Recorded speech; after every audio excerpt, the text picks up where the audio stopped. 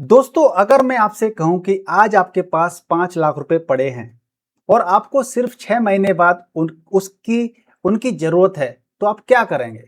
Bank account में रखेंगे तो इन्फ्लेशन आपका पैसा खा जाएगी।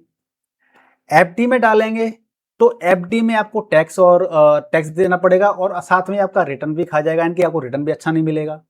और अगर स्टॉक मार्केट में डाल दिया तो हो सकता है हो सकता है कि 6 महीने बाद पैसा बढ़ने की बजाय घट जाए। ऐसा हो सकता है, शेयर मार्केट है।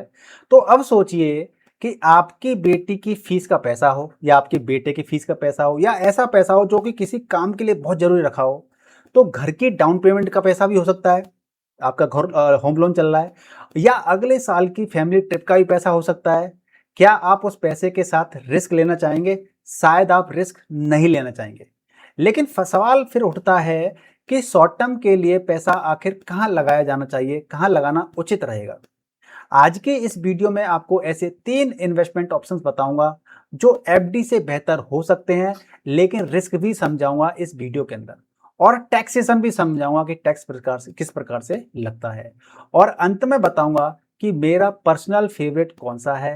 तो मेरा यकीन मानिए कि तीसरा ऑप्शन ऐसा है जिसे बड़े इन्वेस्टर्स करोड़ों रुपए पार करने के लिए इस्तेमाल करते हैं, यानी कि बड़े बड़े इन्वेस्टर्स इसका इस्तेमाल करते हैं। तो वीडियो आखिर तक देखेगा और जल्दी से इस वीडियो को लाइक, शेयर और चैनल पर नए तो चैनल को सब्सक्राइब जरूर कीजिएगा, क्योंकि गलत ऑप्शन चुनने पर रिटर्न कम नहीं, पूरा फाइनेंशियल प्लानिंग खराब हो सकता है, डिस्टर्ब हो सकता है। तो साथियों, भारत में ज्यादातर लोग शॉर्ट टर्म इन्वेस्टमेंट के नाम पर दो चीजें जानते हैं। एक होता है bank saving account, short term की बता रहा हूं मैं आपको, बैंक सेविंग अकाउंट, और दूसरा होता है आपका एफडी यानी कि फिक्स्ड डिपॉजिट। लेकिन इन दोनों में एक बड़ी प्रॉब्लम होती है। मान लेते हैं कि आपने 10 लाख रुपए एफडी में डाल दिए। कहां डाल दिए? एफडी के अंदर आपने 10 लाख रुपए डाल दिए, और एफडी आपको मान लेते हैं कि 7% का रिटर्न दे रही है। लेकिन अगर आप 30% टैक्स स्लैब में आते हैं तो टैक्स के बाद इफेक्टिव रिटर्न लगभग 5% के आसपास रह जाता है, क्योंकि इस पर इन्फ्लेशन भी लग रही है। और इन्फ्लेशन अगर 5 से 6% है तो रियल वेल्थ क्रिएशन लगभग आपकी जीरो रहेगी, यानी कि आपका इन्फ्लेशन भी हो रहा है, ऊपर से आपको टैक्स भी देना पड़ेगा, यानी कि पैसा बढ़ भी रहा है और नहीं भी बढ़ रहा है एफडी के अंदर। यहीं से शुरू होता है स्मार्ट इन्वेस्टिंग का गेम। अब बात करते हैं पहले ऑप्शन की। तो पहले ऑप्शन कौन सा है? Corporate bonds. तो सुनने में थोड़ा सा टेक्निकल लगता है, लेकिन कॉन्सेप्ट बेहद ही आसान है, सिंपल है। जब कोई कंपनी बैंक से लोन लेने के बजाय, भाई कंपनी को लोन चाहिए होता है, पैसा चाहिए होता है बिजनेस करने के लिए, तो वो लोन लेने के बजाय जनता से पैसा उधार लेती है, तो वह बॉन्ड जारी करती है। आप कंपनी को पैसा देते हैं, कंपनी आपको इंटरेस्ट देती है और मैच्योरिटी पर प्रिंसिपल अमाउंट आपको वापस कर देती है। लेकिन यहां आता है सबसे इंपॉर्टेंट वर्ड वर्ड आता है बाई टीएम, यानी कि यील्ड टू मैच्योरिटी। और यही वो कॉन्सेप्ट है जिसे 90% इन्वेस्टर्स नहीं समझ पाते हैं। तो मान लेते हैं, इसको एग्जांपल लेके समझने का प्रयास करते हैं, और आपको वीडियो में प्रॉपर तरीके समझाऊंगा, और आपको समझ में नहीं आया तो इस वीडियो को दोबारा से रिपीट करके भी आप दे सकते हैं। एक बॉन्ड की फेस वैल्यू मान लीजिए 1000 रुपए है और कूपन रेट है 10%। तो कंपनी हर साल 100 रुपए की इंटरेस्ट देगी। और अब इन्वेस्टर ए ने बॉन्ड खरीदा 1000 रुपए में, इन्वेस्टर बी ने वही बॉन्ड खरीदा 900 रुपए में, तो दोनों को इंटरेस्ट मिलेगा 100 रुपए। लेकिन ज्यादा फायदा किसे होगा? इन्वेस्टर बी को, क्योंकि उसने कम पैसे लगाए थे। यहीं से आता है बाई टीएम का कॉन्सेप्ट, यानी कि यील्ड टू मैच्योरिटी, राइट। तो बाई टीएम में हमें बताता है कि ओवरऑल एनुअल रिटर्न कितना बनेगा, हमें यह बताता है। और सिर्फ इंटरेस्ट नहीं, पूरा रिटर्न। लेकिन रुक जाइए, थोड़ा सा रुकना पड़ेगा आपको। क्यों रुकना पड़ेगा? यहां रिटर्न ज्यादा होता है, वहां रिस्क भी होता है, राइट। तो जहां पे रिस्क ज्यादा हुआ, रिटर्न ज्यादा होगा, तो वहां पे रिस्क भी ज्यादा होता है। तो सबसे बड़ा रिस्क क्या है? सबसे बड़ा रिस्क होता है कि क्रेडिट डिफॉल्ट रिस्क। अब एक क्रेडिट डिफॉल्ट रिस्क क्या होता है? यानी कि कंपनी पैसा लौटाने में अगर असफल हो जाए, तो इसलिए बॉन्ड खरीदने से पहले क्रेडिट रेटिंग भी देखना जरूरी होता है। ट्रिपल ए रेटिंग यानी कि सबसे सेफ माना जाता है। डबल ए रेटिंग है, यानी कि थोड़ा सा रिस्क है इसके अंदर, तो आप ट्रिपल ए रेटिंग को जरा प्रेफर करेंगे तो अच्छा रहेगा। और अगर सिंगल ए रेटिंग है, इसका मतलब है कि इसके अंदर ज्यादा रिस्क है, राइट। ज्यादा रिस्क अगर सिंगल ए रेटिंग है तो। और फिर होता है BBB यानी कि ट्रिपल बी, बॉम्बे वाला ट्रिपल बी। तो इसका मतलब यह है कि इसके अंदर ज्यादा रिस्क है। तो याद रखिए कि हायर रिटर्न अक्सर करके हायर रिस्क के साथ आता है। तो जब भी कभी आप देखेंगे कि अगर आपको हायर रिटर्न मिल रहा है कॉर्पोरेट बॉन्ड के अंदर, तो वहां पे आपका हायर रिस्क होगा।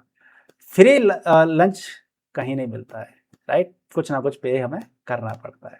अगर आपका हॉराइजन 6 से 12 महीने का है और आप थोड़ा रिसर्च कर सकते हैं, तो कॉर्पोरेट बॉन्ड्स एक मजबूत ऑप्शन बन सकते हैं। लेकिन ब्लाइंडली कभी भी इन्वेस्टमेंट मत करना। अब आते हैं दूसरा ऑप्शन। दूसरा ऑप्शन क्या है? Arbitrage mutual funds. Arbitrage mutual funds क्या होते हैं? और मैं सच कहूं, ये कैटेगरी सबसे ज्यादा अंडररेटेड कैटेगरी होती है। और ये अंडररेटेड कैटेगरी क्यों है आर्बिट्रेज बॉन्ड जो होते हैं? क्योंकि ज्यादातर इन्वेस्टर्स को पता ही नहीं है कि ये कैसे काम करती है। और जब ये कैसे काम करती है पता ही नहीं है, तो कैसे लोग इन्वेस्टमेंट करेंगे इसके लिए अंदर? तो एग्जांपल लेके समझ लेते हैं कि मान लीजिए एक स्टॉक कैश मार्केट में 100 का है और उसी समय फ्यूचर मार्केट में 102 रुपए का है। तो फंड मैनेजर क्या करेगा? कैश में खरीदेगा और फ्यूचर में बेचेगा, और ये 2 रुपए का जो डिफरेंस होगा वो कैप्चर करेगा। इसे ही आर्बिट्रेज कहते हैं, क्योंकि यहाँ डायरेक्शनल बेट नहीं लगाई जा सकती, मार्केट ऊपर जाए या फिर मार्केट नीचे जाए। फंड मैनेजर प्राइस डिफरेंस से कमाई करता है। जो प्राइस का जो डिफरेंस होता है उससे फंड मैनेजर कमाई करता है, इसीलिए रिस्क इसके अंदर कम रहता है। अब आता है गेम चेंजर पॉइंट, यानी कि टैक्सेशन। अब टैक्सेशन कैसे काम करती है, जरा इसको समझने का प्रयास करते हैं इस वीडियो के अंदर।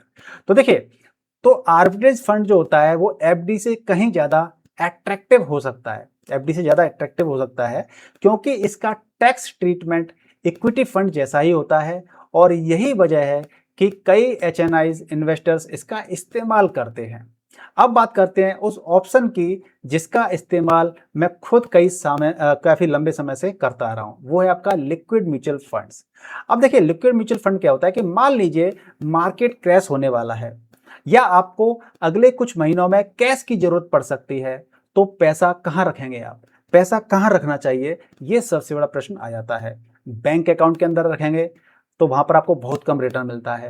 एफडी के अंदर रखेंगे तो एफडी के अंदर क्या रहता है? लिक्विडिटी प्रॉब्लम रहती है, क्योंकि अगर आपको उसके अंदर 6 महीने के लिए या 1 साल के लिए या फिर 1.5 साल 2 साल के लिए ऐसे होती है, तो यहाँ लिक्विड फंड्स आते हैं। लिक्विड फंड में काफी ज्यादा फ्लेक्सिबिलिटी होती है, लिक्विडिटी होती है। लिक्विड फंड्स बहुत शॉर्ट ड्यूरेशन डेफ्ट इंस्ट्रूमेंट्स में इन्वेस्टमेंट करते हैं। उनका फोकस वेल्थ क्रिएशन नहीं होता है, उनका फोकस होता है कैपिटल का प्रोटेक्शन करना। कैपिटल का प्रोटेक्शन करना और लिक्विडिटी, यानी कि आज मैं सेल करूं, कल मेरे अकाउंट में पैसा आ जाए। तो अगर कल अचानक आपको पैसों की जरूरत पड़ जाती है तो लिक्विड फंड से जल्दी पैसा निकाल सकते हैं। इसलिए बड़े इन्वेस्टर्स करोड़ों रुपए टेम्परेरी पार्किंग के लिए इनका इस्तेमाल करते हैं। किसका करते हैं? लिक्विड फंड्स का। तो आखिर कौन सा ऑप्शन चुने? अगर हाई रिटर्न चाहिए और थोड़ा रिस्क ले सकते हैं तो आपके लिए कॉर्पोरेट बॉन्ड्स बेहतर ऑप्शन हो सकता है। अगर आप टैक्स एफिशिएंसी चाहते हैं तो आर्बिट्रेज फंड्स आपके लिए बेहतर ऑप्शन हो सकता है। और अगर यदि आप सेफ्टी और लिक्विडिटी दोनों चाहते हैं तो लिक्विड फंड्स आपके लिए काफी बेहतर अच्छे हो सकते हैं। तो दोस्तों, शॉर्ट टर्म इन्वेस्टिंग का गोल करोड़पति बनना नहीं होता है, गोल होता है जो पैसा आपको अगले 6 से 12 महीने में चाहिए उसे सुरक्षित रखना चाहिए। सुरक्षित रखना होता है क्योंकि वेल्थ क्रिएशन और वेल्थ प्रोटेक्शन दोनों अलग अलग चीजें होती हैं। दोनों दोनों का अलग गेम होता है। तो आपको जैसा आपको चाहिए, आपको अगर वेल्थ चाहिए तो लॉन्ग टर्म के लिए इन्वेस्टमेंट कीजिए, और कैपिटल को प्रोटेक्ट करना है कुछ समय के लिए, तो आपके लिए ये जो मैंने आपको बताया 3 तरीके, यहाँ पर आप इसमें कर सकते हैं इन्वेस्टमेंट। अगर आपके पास 10 लाख रुपए हो और सिर्फ 6 महीने के लिए आपको इन्वेस्टमेंट करना हो, तो आप कौन सा इन्वेस्टमेंट या कौन सा ऑप्शन चुनेंगे? कॉर्पोरेट बॉन्ड्स, आर्बिट्रेज फंड्स या लिक्विड फंड्स? मुझे कमेंट करके जरूर बताइएगा। और अगर आपको ये वीडियो पसंद आया तो इस वीडियो को लाइक कीजिए, चैनल को सब्सक्राइब कीजिएगा और इसको शेयर कर दीजिए अपने फ्रेंड सर्कल में, जिससे कि वो भी जानकारी हासिल कर सकें। मिलते हैं अगली वीडियो में, तब तक के लिए गुड बाय, टेक केयर, जय हिंद।